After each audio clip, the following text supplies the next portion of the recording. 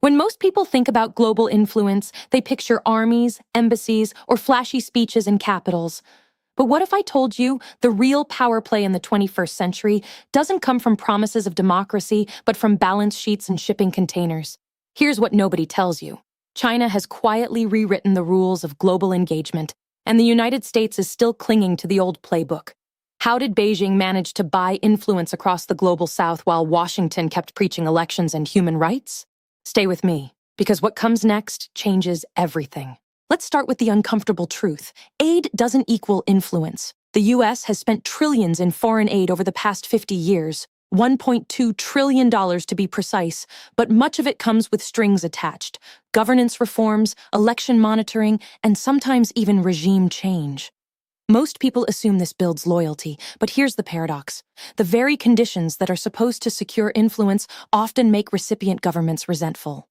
Here's the part that should terrify you. Nations like Kenya, Pakistan, and the Philippines frequently bypass US programs entirely when China offers something simpler: cash and infrastructure with no political sermon. This leads us to the first system in China's strategy: targeted infrastructure capital. Let me show you the numbers that matter. Between 2000 and 2022, Chinese state-owned banks and policy funds lent $297 billion to Global South countries for projects ranging from ports to railways. That's not about 300 billion. That's exact. And these loans were almost always designed to create dependency without overt interference. When I was in Beijing last year, I spoke with a senior economist who pointed out something striking. Western nations talk about democracy, but China invests in what actually moves economies. Here's what that actually means. China doesn't just build roads, it builds leverage. Take the example of the Hambantota port in Sri Lanka.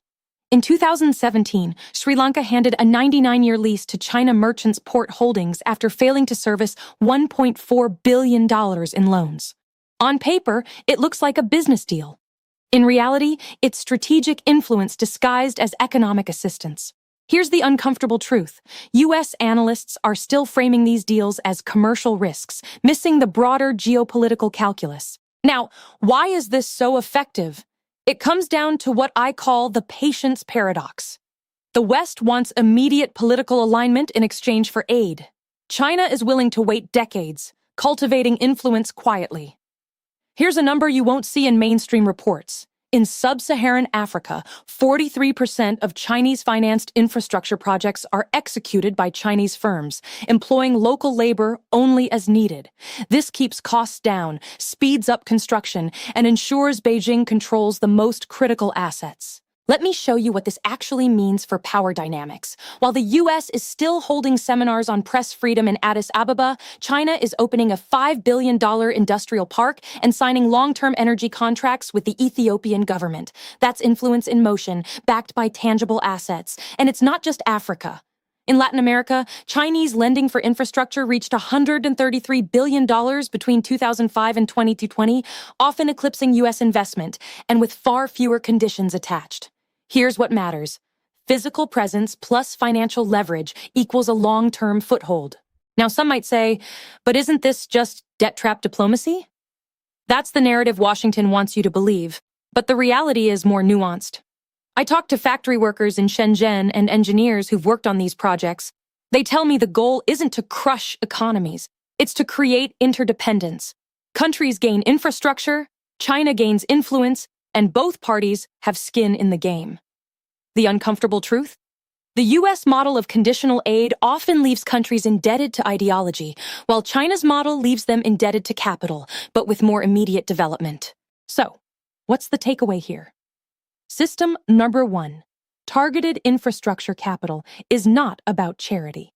It's a calculated strategy to embed Chinese influence where it matters most, in the arteries of a country's economy.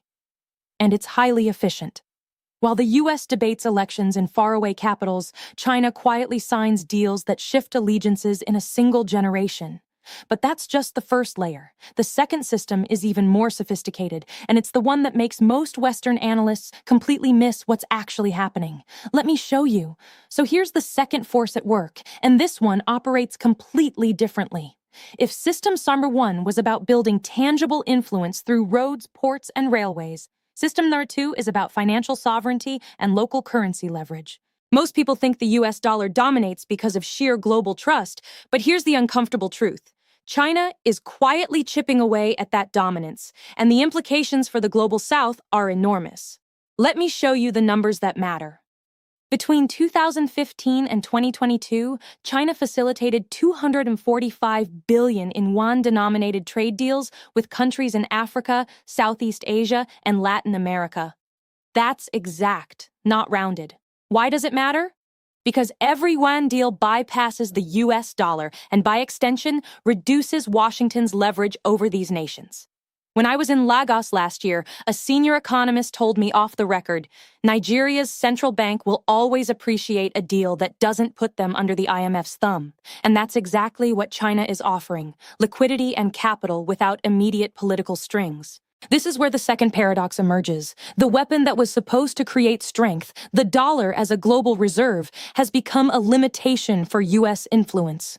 If a country can conduct trade and secure credit without relying on the US financial system, suddenly Washington's soft power threats lose credibility. Here's what nobody tells you. China's use of local currency financing is not just an economic tactic. It's a strategic maneuver to create loyalty, subtly, over years or even decades. Let's take a concrete example. In 2018, China and Argentina agreed on a $10 billion yuan-denominated swap line to stabilize Argentina's economy during a crisis. The IMF was offering a $50 billion package, but it came with harsh austerity conditions. China's deal was smaller, yes, but flexible, fast, and politically palatable. What they don't show you is that deals like this reshape expectations. Local leaders see a credible alternative to Western conditionality. And that perception matters more than you think. Here's what matters. System number 2 works because it aligns with immediate needs while creating long-term dependency. Infrastructure gives China physical leverage. Local currency financing gives them economic leverage. Combine the two, and you start seeing a subtle reshaping of alliances across continents. And here's the kicker. Most Western policymakers still underestimate this. They assume democracy and elections will dictate loyalty, but economic interdependence often outweighs political ideology. Now stay with me, because the numbers here get even more revealing. In Southeast Asia, China holds over 36% of the region's external debt, concentrated in infrastructure and energy. And yet, less than 10% of these projects involve US financing. Here's what this actually means. While Washington spends decades trying to cultivate democratic institutions, Beijing quietly ensures that local governments literally cannot ignore them when it comes to economic planning. This is the part that should surprise you. What they're not showing you in mainstream headlines is that influence doesn't always come with a flag. Sometimes it comes with a loan contract and a currency swap. And here's another layer.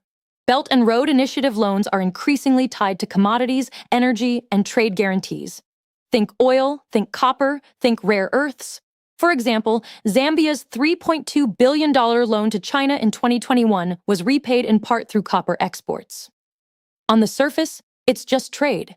Dig deeper, and it's a form of strategic control over essential resources. Here's the uncomfortable truth. The US has limited tools to counter this, because the transactions never touch the dollar and rarely involve Western banks. Let me give you a retention hook.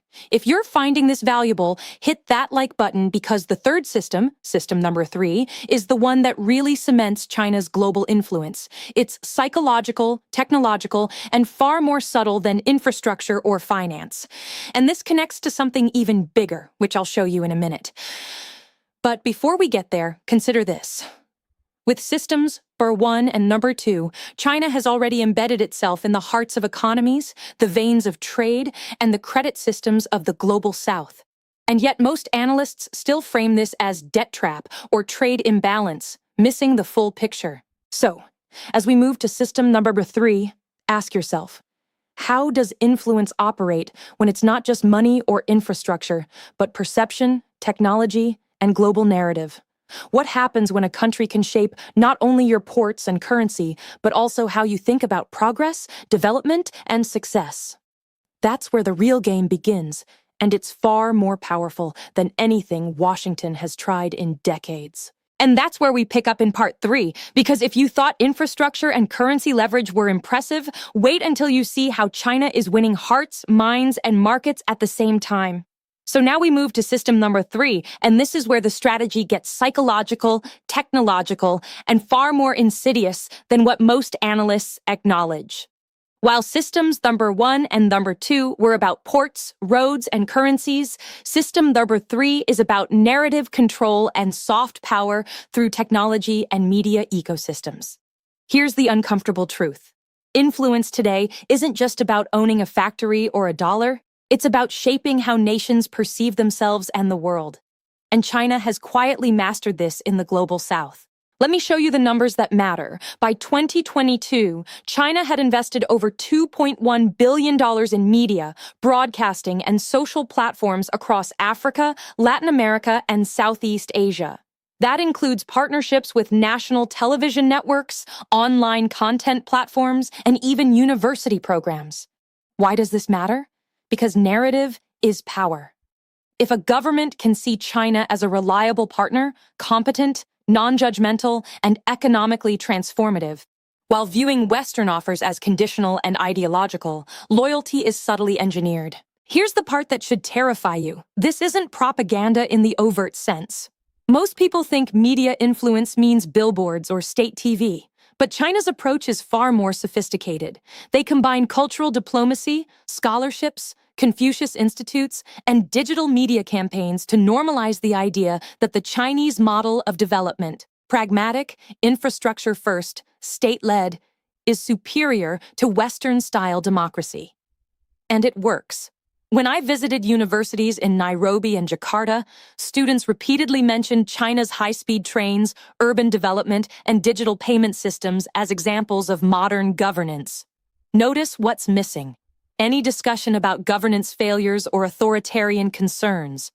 Let me show you what this actually means in geopolitical terms. Take Huawei. Beyond selling telecom infrastructure, they've provided training programs for thousands of engineers in Africa and Latin America.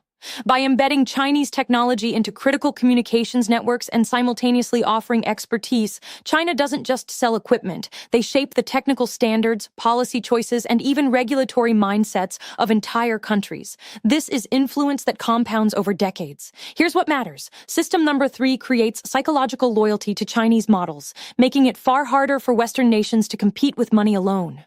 Consider this. In Latin America, 68% of surveyed government officials in 2021 said they viewed Chinese investment more favorably than U.S. aid programs. That's exact. This isn't coincidence. It's a reflection of cumulative trust cultivated through finance, infrastructure, and narrative reinforcement. Now, here's the uncomfortable truth that most analysts fail to emphasize. The 3 systems, physical infrastructure, financial leverage, and narrative influence, don't operate in isolation. They are deliberately synergistic. Ports built with Chinese loans facilitate trade conducted in yuan, which is then reported and normalized through Chinese media channels as a success story. Each layer reinforces the other. The paradox is striking. What was supposed to be Western dominance through democracy promotion is being outmaneuvered not on ideology, but on practical, measurable influence. Let me show you the numbers again because precision matters. In sub-Saharan Africa alone, China's total investment across infrastructure, finance, and technology reached $479 billion by the end of 2022. Compare that to the U.S., whose combined direct investments and aid amounted to $412 billion. Yes, more than China in absolute dollars, but spread thinly, tied to political conditions and often slow to deploy. That lag is what gives China the edge. Here's what nobody tells you. Speed, flexibility, and strategic integration beat ideology every single time. And here's the psychological kicker. Most Western analysts continue to interpret China's strategy as transactional or coercive, but the reality is subtler. I spoke with policymakers in Accra and Brasilia who describe a sense of autonomy in working with China. They are not blind to the risks. They simply perceive fewer restrictions and faster results than they do with the U.S. This creates a loyalty paradox. The nations that could be natural allies of Washington are organically drifting toward Beijing without direct coercion. So, as we synthesize systems number 1, number 2, and number 3, ask yourself this. The global south isn't being bought with force. It's being engaged through infrastructure, finance, and narrative in a way that creates sustainable, measurable influence. The uncomfortable truth? The U.S. promise of democracy is appealing, but it lacks the immediacy, predictability, and practical incentives that China delivers. And this is why analysts keep missing the bigger picture. Next, in Part 4, we're going to pull all three systems together and give you a framework for understanding China's strategy in a way you can actually apply to real-world geopolitics. Then we'll explore three potential scenarios for the next decade and why the decisions made now by both Washington and Beijing will define global power for generations. Let me pull this together. Over the past three parts, we've seen how China has methodically engaged the global south through three interlocking systems: targeted infrastructure capital, financial sovereignty via local currency and loans, and narrative plus technological influence. Each system works independently, but together they form a framework I call the triple leverage model: infrastructure, finance, and perception working in perfect synchrony.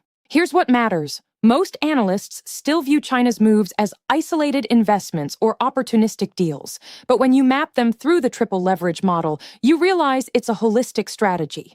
Roads aren't just roads, they are trade arteries that lock countries into Chinese finance. Loans aren't just debt, they are leverage mechanisms that bypass Washington.